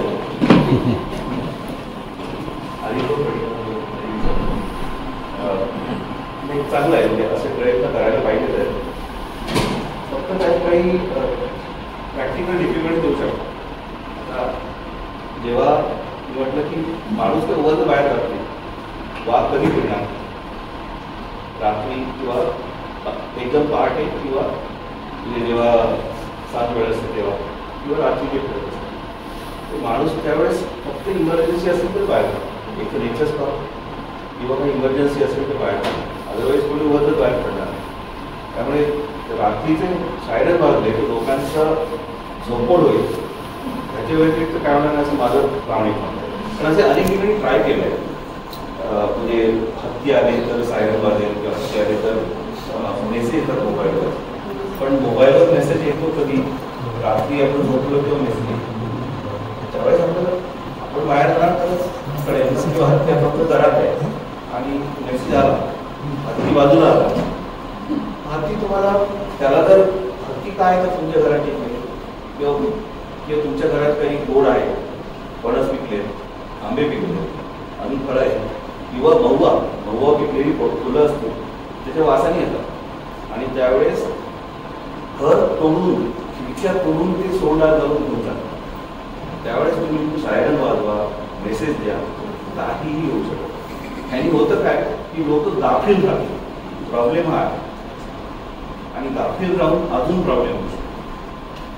त्यामुळे हे टेक्नॉलॉजी म्हणजे बऱ्याच वेळेस ट्राय केली आहे पण सवर्क नाही.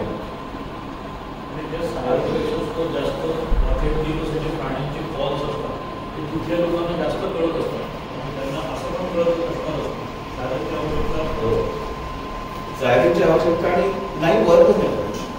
अनेक ठिकाणी AI वापरून आजकाल बरेच लोक प्रयत्न करत आहेत की इव्हन जेव्हा ट्रेन्स येतात ना, ट्रेनचं काही क्रॉसिंग रूट्स आहेत हत्तींचे वगैरे ना, ठराविक रूट्स असतात तिकडे ते क्रॉस करतात कॉरिडॉर्स म्हणतात. तिकडे मग त्यांनी काही सेन्सर्स लावले की एखादा हर्ड असेल हत्तीचा आला की ते सेन्सरनी त्या ट्रेनच्या ड्रायव्हरला मोटरमॅनला कळणार की ते हत्ती येत आहे. सो तो माणूस स्लो आहे. आता मला सांगा तो हत्ती तिकडे आहे किंवा खूप हत्ती आहे, ते जर असे चालत चालत गेले तर गोष्ट वेगळी. तिकडे बांबू खात आहे, तिकडे झाडं करून खात आहे, त्यांनी ठरवलं 1 तासाने क्रॉस करायचं. ट्रेन राहील का तिकडे? नाहीच राहणार. तेव्हा त्या ठिकाणून फक्त ट्रेन स्लो करणं, हॉर्न वाजवत जाणं हा एकच त्यांच्याकडे. आणि त्या ट्रॅक्सच्या खाली समजा जर अंडरपासेस दिले शक्य असेल तर, शक्य नाही पण शक्य असेल तर ते वर्कआउट होऊ शकतं. अदरवाईज इकडे ऑलरेडी ट्रेन ट्रॅक्स आहेत किंवा हे आहे तिथे कुठेतरी कुठे कधी ना कधी आणि नाही.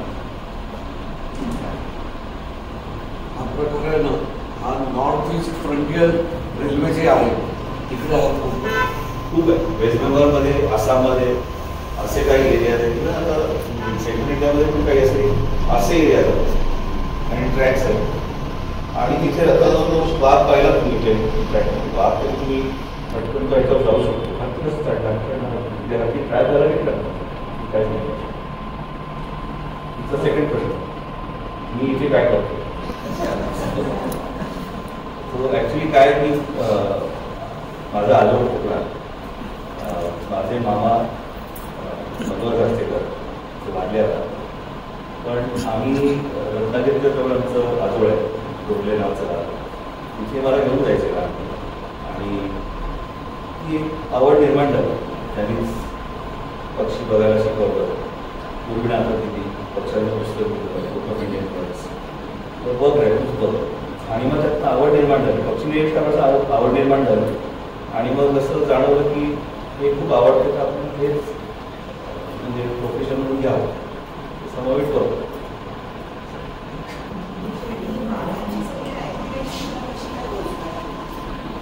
हां, ते म्हटलं की ॲव्हरेज असतं ते. तर जेव्हा कॅमेरा ट्रॅप येतात आणि मार्क रिकॅप्चर असं की म्हणजे प्रोग्रॅम की एकदा वाघ आला की पुन्हा आला की त्याच्यात एक स्टॅटिस्टिक्स लावून ते त्या प्रोग्रॅममध्ये टाकलं की एक फिगर येते की या एवढे वाघ म्हणजे सारी डेन्सिटी येते वाघाची आणि युनिक टायगर्स मग किती आहे त्याचं बघितलं जातं आणि मग तो प्रोग्रॅममध्ये गेलं की पूर्ण फिगर येतो. हा जवळजवळ 1.5 वर्ष चालणारा प्रोग्रॅम.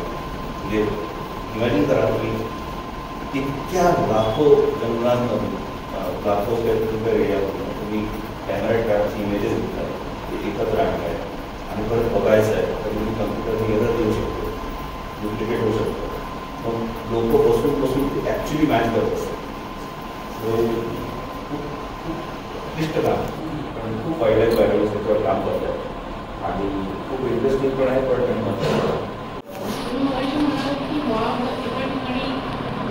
जायला हवे पण तिकडे जाऊ शकत नाही, त्याची किती कारणं आहेत, ते काय कारण आहे? म्हणजे वाघाची नेचर असं आहे ना की वाघ हा टेरिटरी आहे. सो एका ठिकाणून त्याला जेव्हा ब्रीडिंग होत असतं वाघाची संख्या वाढल्या म्हणजे त्या रूममध्ये समजा 5 वाघ तर ते 10-15 वर्षांनी त्यांना बिल्डिंगमधून त्यांना बाहेर जावंच लागलं. म्हणजे प्रत्येक वाद आपली टेरिटरी सांभाळून असतो.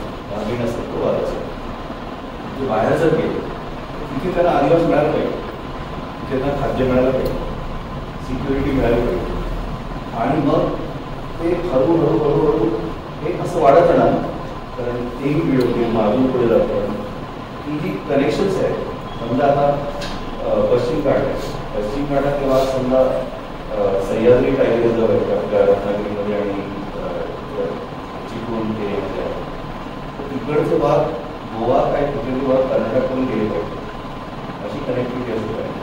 किंवा वेस्टर्न घाटचा जो एक्स्ट्रीम नॉर्थ एंड आहे सातपुडा येऊन तिथे मिळतं. सातपुड्याचे भाग तिकडे इव्हन गुजरातमध्ये 2-3 वेळा भाग केले ते राहिले नाही तिकडे नंतर पण गुजरातपर्यंत भाग केले सातपुडा रेंजमध्येच गेले. ही कनेक्टिव्हिटी जी आहे त्यात इम्पॉर्टंट आहे. अदरवाईज जेनेटिकली ते आयसोलेट होतात. जेनेटिकली ते आयसोलेट होतात की त्यांच्यात नवीन जीन्स येण्यास जेवणामध्ये सुरू होतात. आणि मग त्यावेळेस मग एखादा ब्लॅक टायगर किंवा व्हाईट टायगर किंवा असं होऊ शकतं.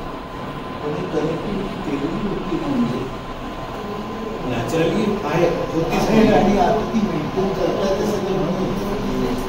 पण सिटीला कमी मेंटेन कर बघा कनेक्टिव्हिटी तर आहेच. तुम्ही जर मॅप पाहिला तुम्हाला काहीतरी दिसणार. पण मध्ये जे काही ह्युमन ॲप्लिकेशन झाले किंवा काही अजून डेव्हलपमेंट झाले कारखाने काय तिथे तर काढा नाही तिथे ते बरंच झालं. त्यावेळेस तुम्हाला कनेक्टिव्हिटी मिळणार नाही. सो मॅक्सिमम जे आपल्या इंडियातली जी वाघाची पॉप्युलेशन आहे सेंट्रल इंडियामध्ये जी पॉप्युलेशन आहे जेनेटिकली सगळ्यात बेस्ट.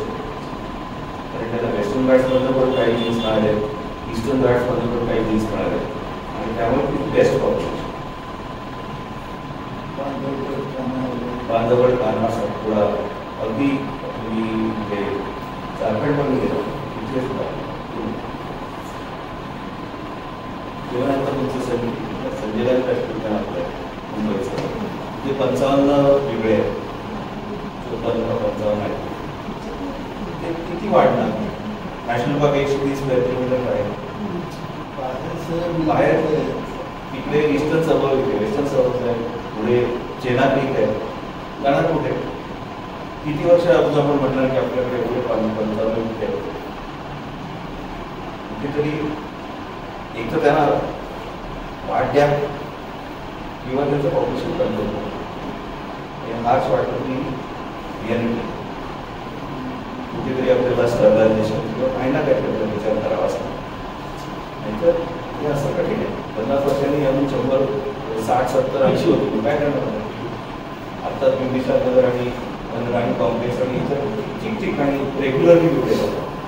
आपण वाट बघणार असतात की एखादी लहान मुलीचे किंवा काय करतो त्यावेळेस काय करतो. त्यांना ते बाकीचे जे ॲनिमल्स आहेत की जे बाहेर सगळे त्यांचं बिल्डिंगचं पण तिथे असं काही कसं आहे ना की वाघ काय म्हणजे आणि वाघ काय किंवा बिबळे यांची सगळी टेरिटरी असते. ते एकत्र राहणारच नाही. हे नॅचरल त्यांचं स्वभावच तसं आहे. त्यामुळे ते बाहेरच जाणार. एखादा मेल दुसऱ्या मेलवर राहूच शकणार. तो बाहेर जाणार. बाहेर कुठे जाणार? त्याला जागाच नसेल तर तो पेरिफेरीमध्ये फिरत राहील. अरे पल्लीत जाईल परत येईल, तुझे पल्लीत जाईल परत येईल आणि मग कुठे जाऊन कुत्रे खाणार किंवा असं काही. आता कुत्रे वेगळा विषय आहे पण आणखी कुत्रे एवढे वाढले आणि त्यामुळे ते अट्रॅक्ट होतात.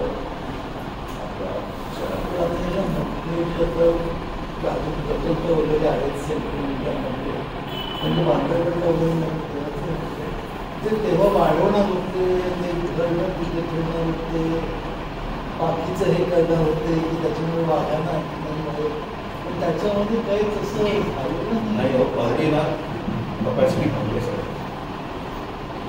आपण किती म्हटलं ना अजून आम्ही करू किती करू किंवा काय करू तर तसं नाही आहे.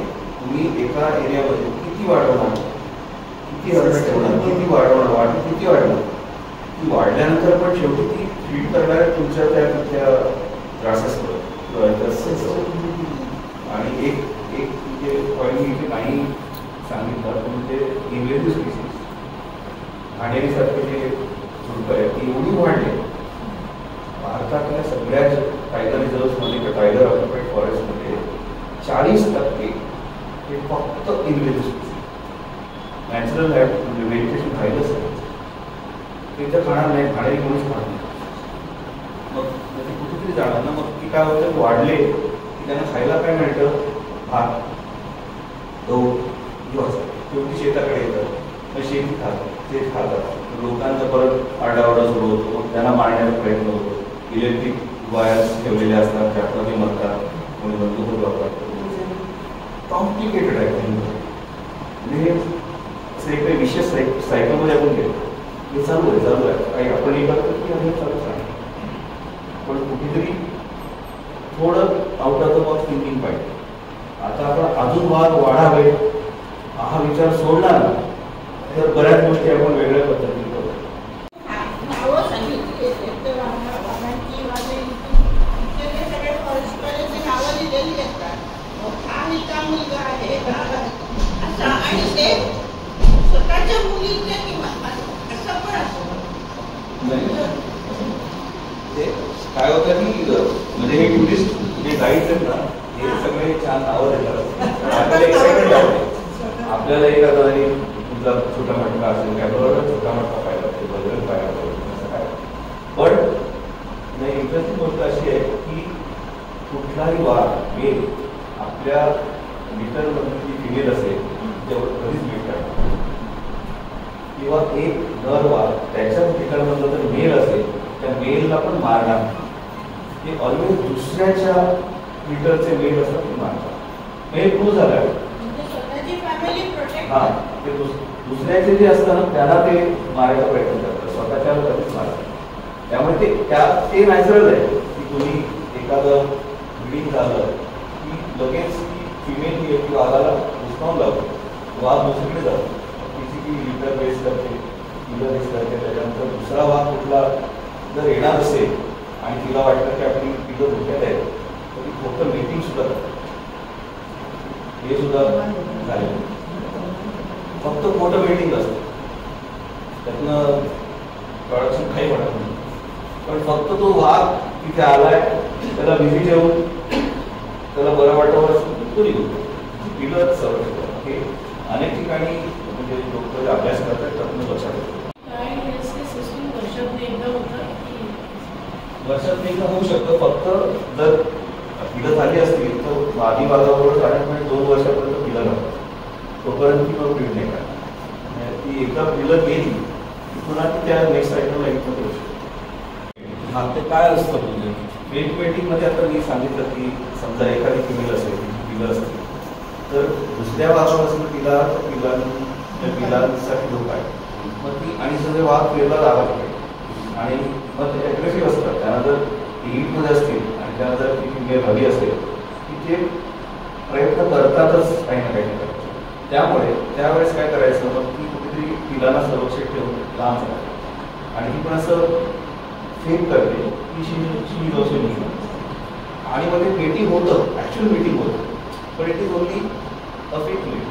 त्यातनं म्हणजे स्तराईत असेल त्यावेळेस ते एक फॉर्मेशन असेल, त्यावेळेस त्यातनं काही इतर होणार नाही. पण तिची पिलं सुरक्षित आहे. असंही आहे म्हणजे की 2 मेल्स बरोबर एका फिमेलचं मीटिंग आहे. सो एका लिटरमध्ये half is side by some other father, half is side by असेही काही आहे. डीएनए टेस्टिंग लक्षात आपल्याला कळतं, म्हणजे त्यांना त्यांचं बरोबर माहिती असतं की माझी ही मुलं आहे, ही दुसरी मुलं आहे. कसं कळतं, त्यांना स्मेल असेल, स्मेलमुळे त्यांना कळू शकतं.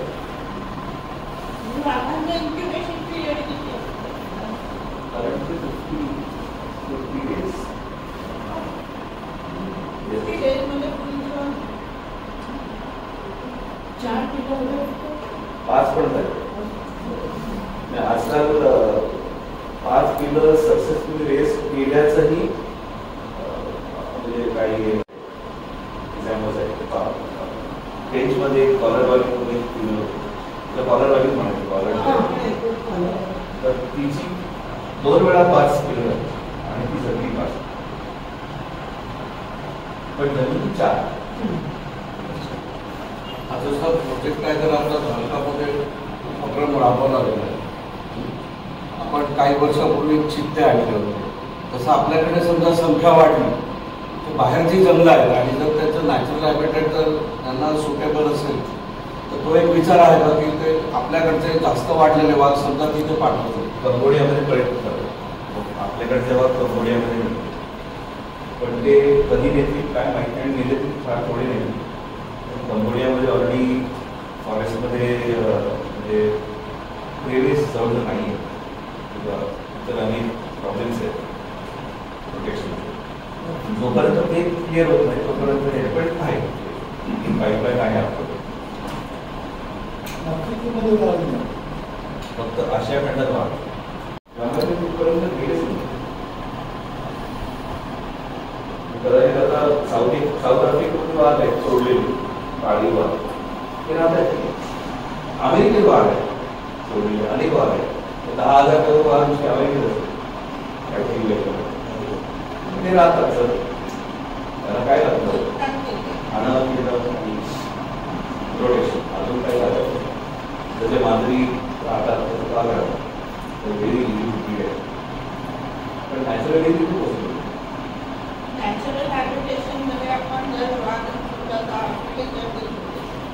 फॉरेस्टमध्ये वगैरे जर आपले वाघ येते इतर जनावर इतर ॲनिमल्स त्यांना काही दबी देतात, त्यांना काम नाही करत. आपण एक्सपोर्ट केले वाघ दुसऱ्या जंगलात नाही ठेवत, सगळे कॅप्टिव्हिटीमध्ये. हा जंगलात थोडेच नाही ठेवत. वाईल्ड याच्यामध्ये नाही. साऊथ आफ्रिकेमध्ये सुद्धा मोठमोठ्या रॅन्चेस आहेत त्यांना ओपन नाही ठेवले. त्यांचे जर हायपोथेटिकली आपण विचार केला त्यांना जर सोडलं तर काय होईल. सिंहाची मारहाण करतात आपण विशेष प्रकार नाही, पण त्यात काय होईल मग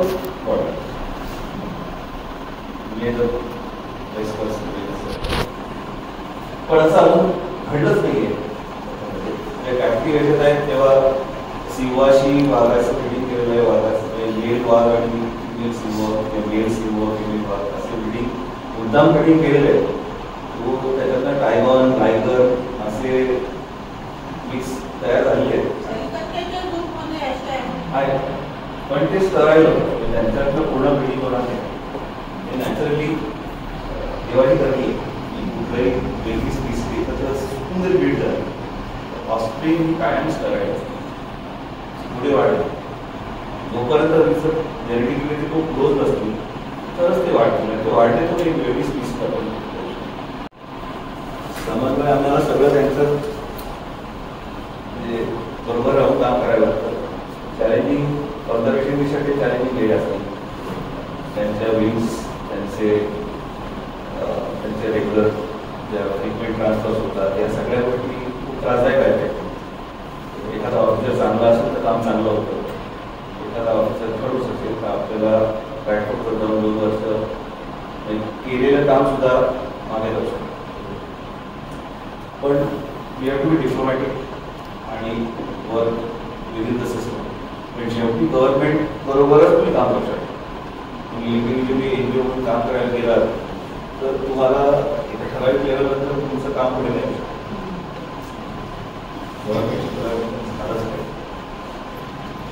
शाळांमध्ये असं काही कंपल्शन केलं आहे का एका वर्षात एकदा इको क्लब किंवा केली पाहिजे असं ऐकलं मी.